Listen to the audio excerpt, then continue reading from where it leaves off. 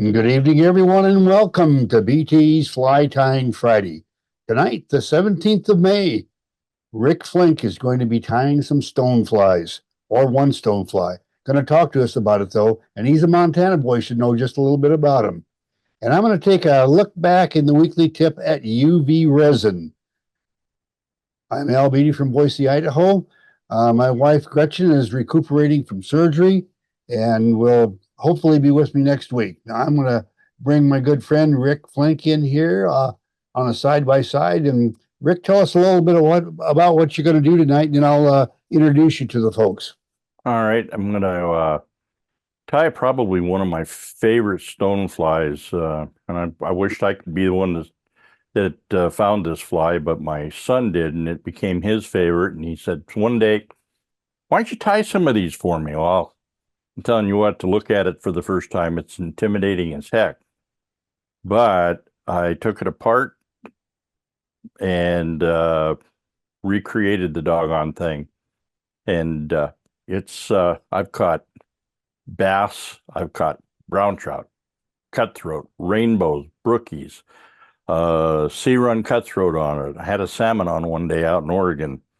It's just an all-around really good fly for We'll be body. looking forward to it. Well, let me give you an introduction. Rick is born and raised in western Montana, becoming a Montana cowboy and mountain man while growing up.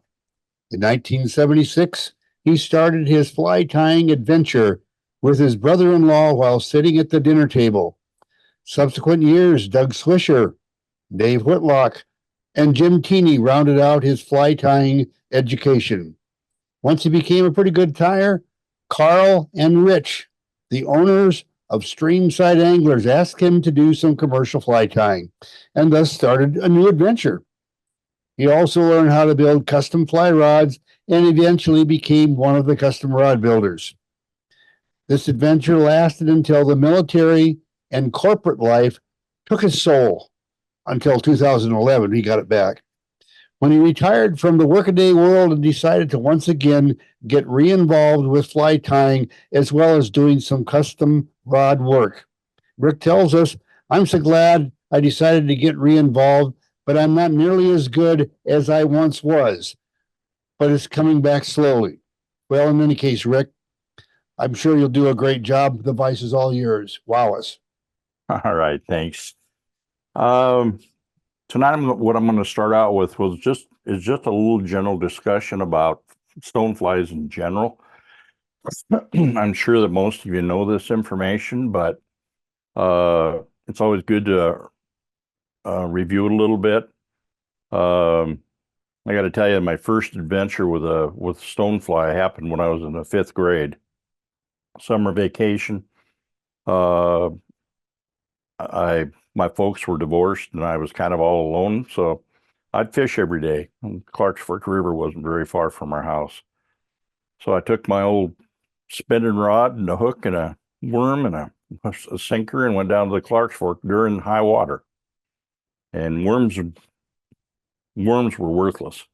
So I see these big bugs flying around, uglier than sin, and they kept hitting me as they flew by, and I finally grabbed one and looked at it, and I said, "I don't know, anything's better than these worms." So I put it on the hook, threw it out there, and no more than hit the water, and boom, I had the biggest rainbow or brown trout on that I've ever caught in my life.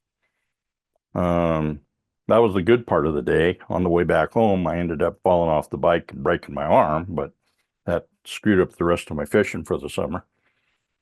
But anyway, I kind of fell in love with stoneflies at that point in time, or in other words, a salmon fly, at least in Montana.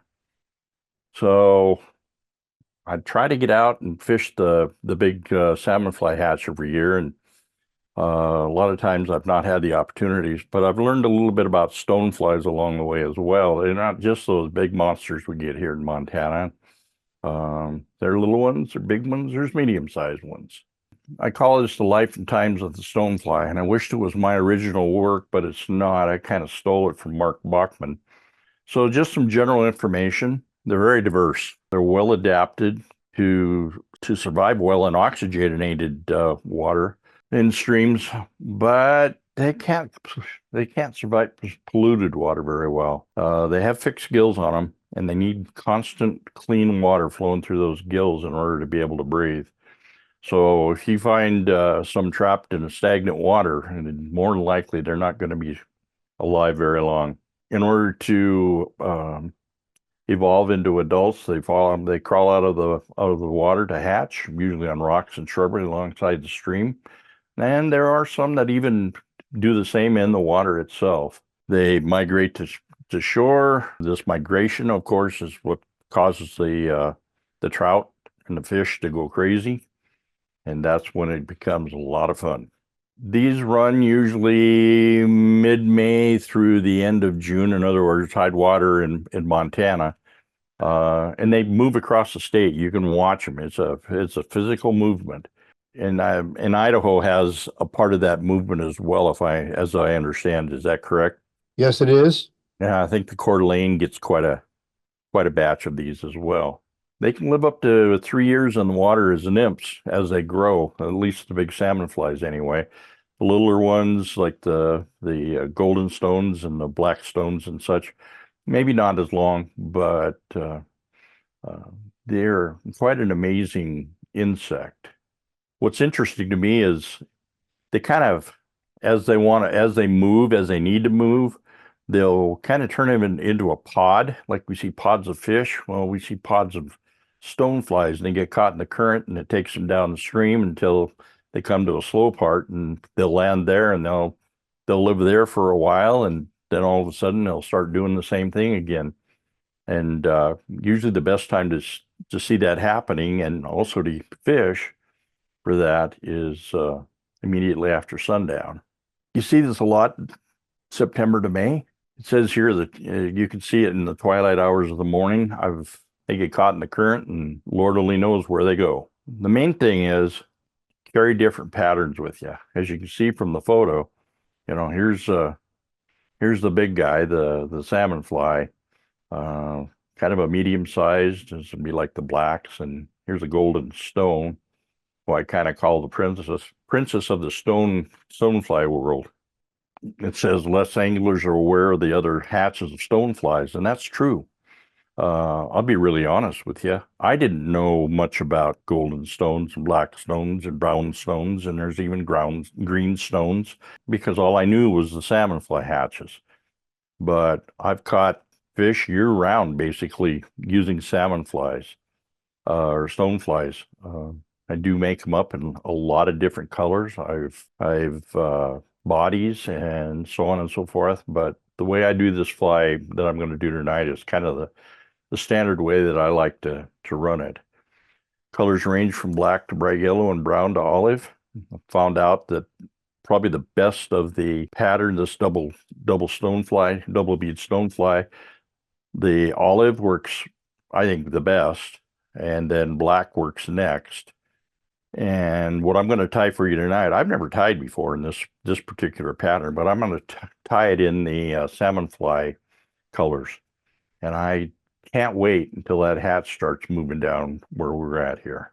They have the behavioral drifts. Only the larger stoneflies create the migrations or the behavioral drifts of the nymphs. It comes down to fly patterns. And there's no right pattern, there's no wrong pattern, but there's a lot of stonefly patterns, some better than others. The egg laying activity is the part that really triggers the feeding frenzy in the fish. It's pretty simple. Stimulator type flies will get you into the game. And then we have a chart in here that kind of goes through the months of the year. So you can see it runs all year long, and at different colors, different patterns, all the way through the year. So it's good to have many different types of stonefly patterns with you in different sizes. Of course, the one I'm doing today, the coffin black stone's been around for a long time, and I never thought of a prince nymph in the stonefly area. Golden stone, I make a lot of those. Anybody do foam? I'm not much of a foam person, but the chubby Chernobyl. I've made a few of those, and I've caught some fish off of those things. So as you can see, that's just a very small representation of the types of flies that you can tie. Now a little bit of technical stuff. We're going to talk a little bit about biots. Well, I like biots, and so I'm going to give you guys kind of an overview of the PowerPoint. I'm actually going to show you. So what we have here is a turkey quill, turkey primary flight wing, and this is one of the two feathers that most people get their biots from. And this part of the feather, it can be used for certain things, and it works well. But the guy we're looking for right here is these guys. Look really tiny on the edge, but in actuality, they're pretty large. They're about 1.5 inches long. Very flexible. My problem with them is they are too long for legs and tails generally, because I'm tying in 8s, 10s, and 12s. But they make great quill bodies. I absolutely love spinning these on as a body. Now let's talk about the other source of biots that people like. And here we have the goose biots. They usually strip them off of the wing and sell them in this type of a configuration. And they're not quite as long, about 1 inch. If you get long ones, they're about 1 inch, and that's it. A lot of times just 7/8, 3/4 in that area, and works perfect for tails. So I do something different. This is an old trick that was taught to me a long time ago. I don't remember who taught it to me, but I take all my goose biot quills and I tape them to a pencil and do the barber pole trick on them. Anyway, here's the star of the show tonight, the Double Bead Stonefly nymph. Takes a lot of materials. I got one little other technical thing I want to throw at you here real quick, and that concerns the hooks. Now, the recommendation was for a TMC 200 size 10. It's got a little curve in it, but I tried that and I didn't like it because I didn't get any action in the water that I wanted. So what I was taught a long time ago for stoneflies and salmon flies was to use the Dairiki 700B in 12 to 10. Unfortunately, Dairiki is not with us any longer. Unfortunately, I love these hooks, but as you can see, it's got that little crimp up towards the top or towards the eye, and that little crimp right there makes this fly do some really interesting things when it's diving down towards the bottom. Umpqua makes a similar type hook. It's a U106, and it comes in various sizes, which is a straight hook. Pretty big bend in it. I've got a pair of pliers that I got from my brother-in-law who used to make dental tools. And you can actually take this little set of pliers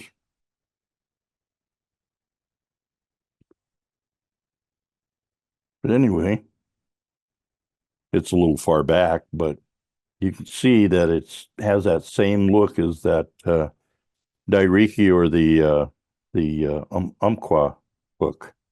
It's got that little bend in it. You guys are looking at overlooking the rest of the materials list. I've already got a hook and everything set up, and I'll get it in the vise. You'll see on there it says rib. It's this stuff right here. I'll be really honest with you. I don't like it. I don't think it adds a thing to the fly, to be really honest with you. And what I use is a pen to color in. But basically this is the rib is trying to represent. Lots of different colors for this. I use orange, I use golden stone, I use olive, and I use beaver for a kind of a grayish color, black, brown. A lot of people ask me, how do you get your turkey quills so stiff and work and stay together, for these overwings and that sort of thing. This is what I use. I use the Krylux or Krylon crystal clear, and it works slick. But I spray it twice. I spray it, let it sit for 24 hours, spray it again, let it sit for 24 hours. So let's get started with this thing. Okay, first thing we do,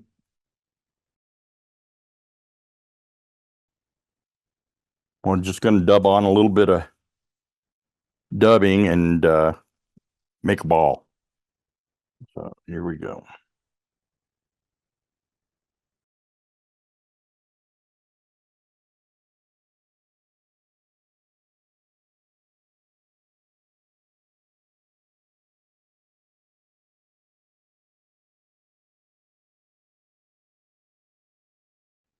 And I like kind of a fair sized ball, just so I can keep control of it.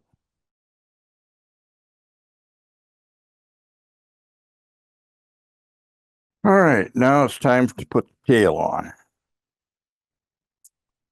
What I do is I take the biots out of the clip, grab a hold of it like that, and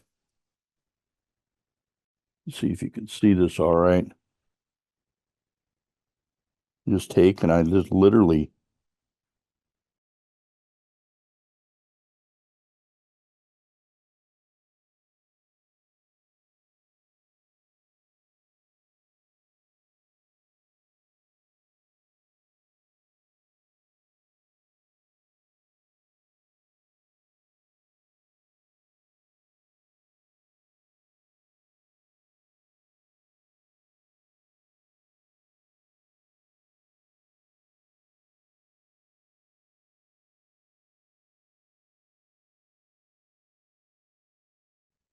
now we're gonna run it up. And by the way, I started my thread right at about the 50% point right here. We're going to take and put some dubbing on here.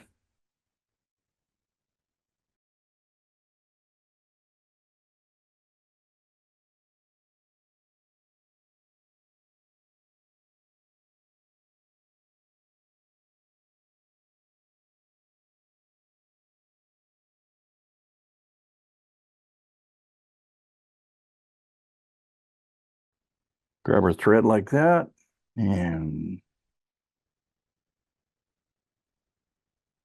use a rotary burst purpose or device in this.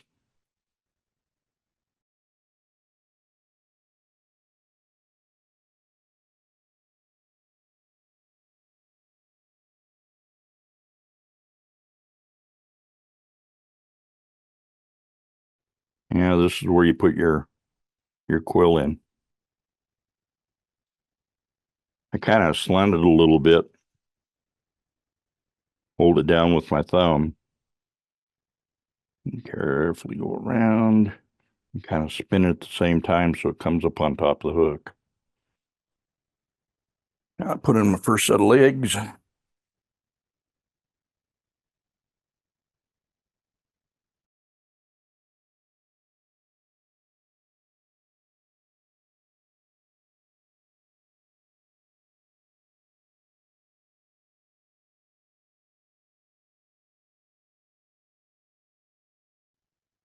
Put these guys off. You want to leave this fairly small because you got to bring this bead over the top of it.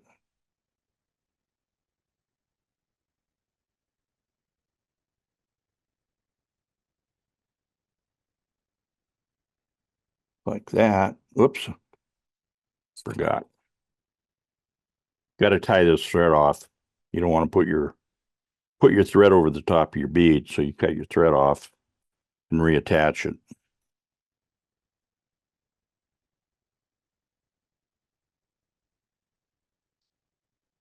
After you bring your bead up.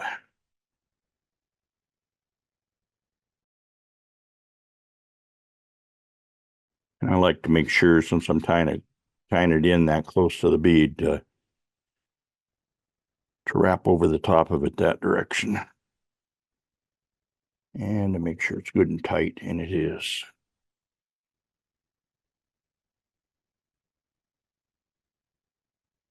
Okay. Take a Turk quill, and you take your dubbing needle, put a bend in it.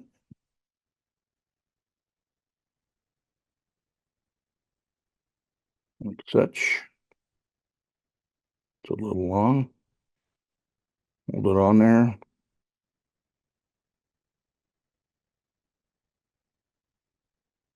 Make sure you, I don't know if you guys are seeing this or not. I can't see my picture.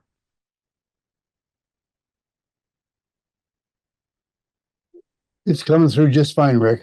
Okay. Yeah, my camera picture is behind me, so I got to keep looking back. Okay, tied in real good.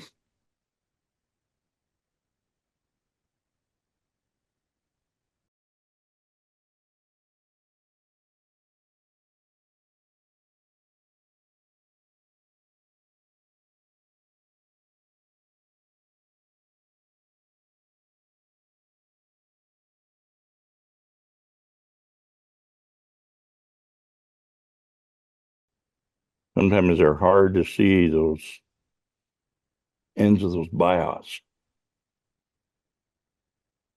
Okay, now you got to build a thorax. So you take a little bit of that dubbing. And the reason I'm not using the whip finisher is I have a tough time with a long stretch like that with a whip finisher. And I find it just as easy to use my fingers.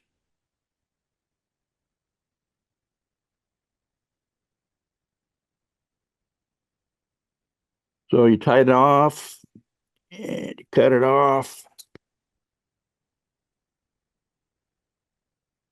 Come on.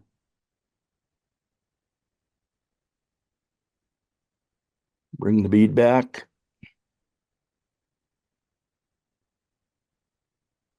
And sometimes it just wants to be ornery. So what I do is you take your dubbing needle, and I usually take it back to where the first bead is and make my bend.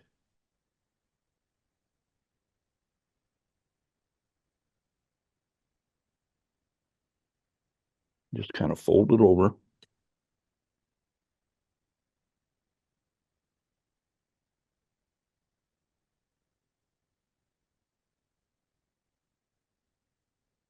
That's after I tie my thread back on.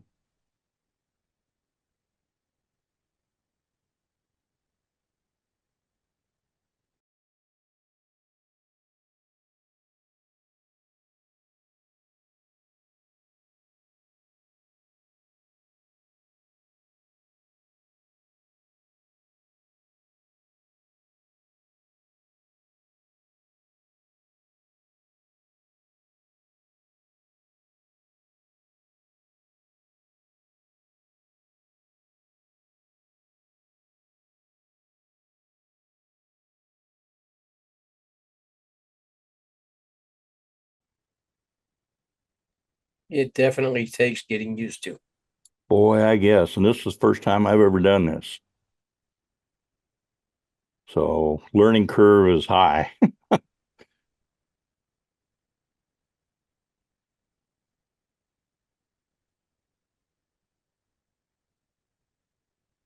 we got those guys on, cut these off. And we'll tie on ahead.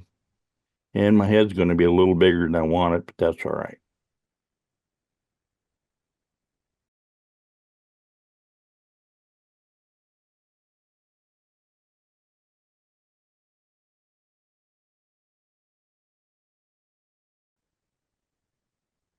And that's it. Yeah, I put big used- head and all, Rick. That is a damn good looking fly.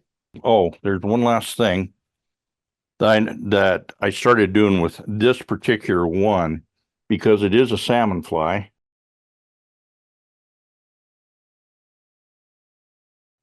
Spot it in different places.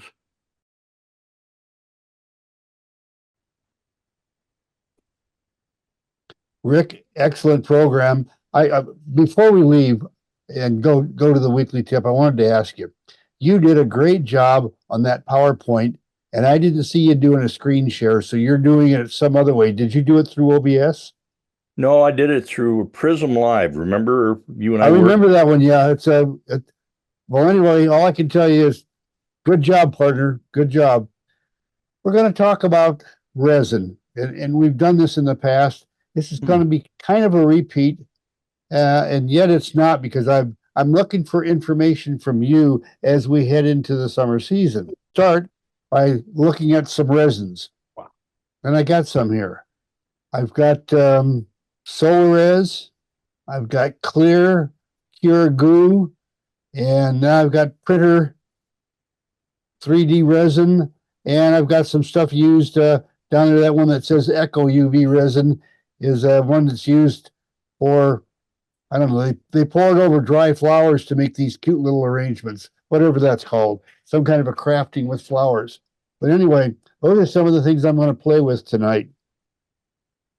And what I'm going to do is, I've heard the comment a number of times, and Rick Pasick mentioned it last week, I think it was, or maybe it was 2 weeks ago, that when he puts UV on, he always has to coat it after he seals it. He has to coat it with Sally Hansen's because it's tacky. And I have not run into that myself. I'm not saying that I don't have tacky results from some brands of the UV, but I don't know. It's what I've been able to find. It seems it's very important, the quality of the UV light that you use to cure it. And as long as your light is somewhere around between, I don't know, 390 and 405 nanometers, which don't worry about what that means. It's just, you can check and see what the light is, what value the light is, to find out whether you're getting enough light to do the curing.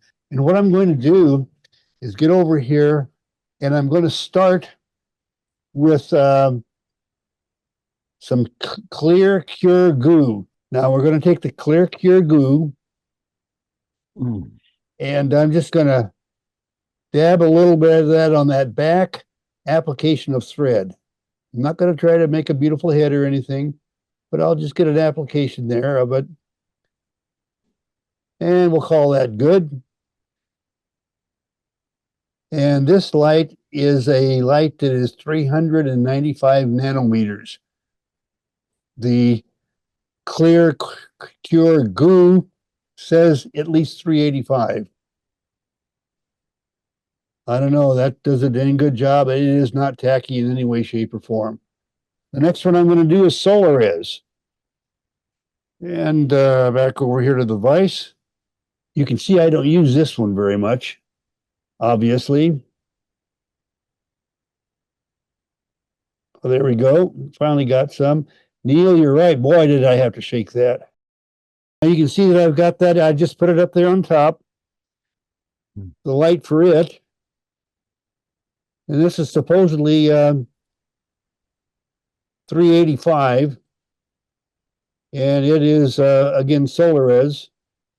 Which Solarez? It's the Solarez Bone Dry Plus. Is that what the information you wanted? Yes. Okay, Bone Dry Plus. Well, anyway, I'm setting that one aside, and I'm rubbing it all over the place. It ran a little bit more than the other one, so it's on all sides. It ran down and around. Nice application, no tackiness. So we'll set that aside. And the one I use since I made this presentation a year or so ago is this guy right here. And this is just, it's 3D printer resin. And I've learned to really like this stuff a lot. And you notice right here on the thing, it says 405 nanometers for light. In my 395 Solar-Res, I think it is. I'd have to look here and see. What does that say? Yeah, the Solar-Res light works really well. Anyway, so let me get one out here. Take it over to the vise.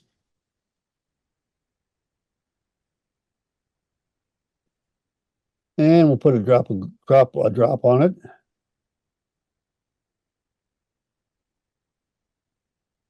And what's the name of that one, Al? This one is 3D printer resin, and I'll tell you here in a minute. And Different that one colors. is set good and tight, no tackiness, no nothing. Back to the last one that I want to do. This is called Echo Resin, and this is a heavier one that's supposed to be at 395 nanometers. And it's the one that's used for mounting flowers. So we'll give that one a try. Again, the Echo. Let me get this turned up here. I'm going to get the gray one with it. Ooh, boy. Great. I just got a blob. Thank God the trash bin was right under there. Oof. Let's turn that up a little bit. And we'll hit the light. You're doing that, Al. Have you ever tried the UV nail polish? I have. And It worked fine. Don't, Okay. don't know what to tell you. It did like the rest of them if you did a good job. Now that one's not setting up quite so good. So I'm going to set this light down, and I've got one that's a different. This one's 390, and let's just give that a shot. See whether the light makes any difference. That one's tacky. And so the stuff that I'm supposed to be putting in this big machine, when you do the large flower type things, it's a totally different thing than these handheld lights that we're using. So I'm going to say that probably doesn't work real well. And I've got one more thing that I want to try out. My favorite, this one, the one made out of the printer ink, but I'm going to try a light that I got from Harbor Freight. And this is supposed to be a 3 flashlight with a UV light in it. And when I turn it on, it looks like it's about 200 nanometers. It's about half of what the others are. We're going to see what the heck happens with it. Let's just put some of my printer ink on here, or my printer resin.